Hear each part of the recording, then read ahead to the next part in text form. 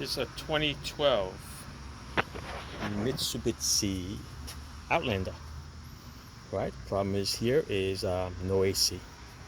Unlike my other Mitsubishi that needed a compressor, this one here also did not turn the compressor. It was not engaging. So I checked for the power and there was no power going to that wire. But the fans were on. So, since there's no power going to the compressor, it's a different story. So first thing we're going to look for is make sure that you have Freon, because here is the pressure switch.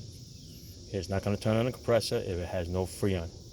This should be a normally open or normally closed switch. It's one of those. Right? If it has Freon in it, then it'll complete the circuit and then it'll turn the compressor, it'll give the power to the wire. So the first thing we did was hooked up some gauges. And what do you think? The gauges went to 0. It actually had nothing in it. They were both at 0. Right now they're both at 0 now. Okay, but what I did was I pumped it down, created a vacuum, and the needle actually went down almost to this line over here. Okay, of course the high side doesn't go that far, maybe just went a little bit.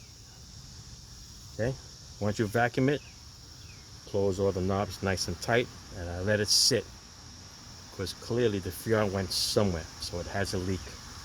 So just to make sure that it had a leak, how fast it was a leak or how slow was the leak, I just closed all the valves and I let it sit. It took about an hour. It took about an hour for it to come from here back to 0. So it definitely has a leak. See, this one is still holding just a little bit off. Not fully there yet, but this definitely has a leak. So the only thing we could do is you can put Freon in it, or 134A.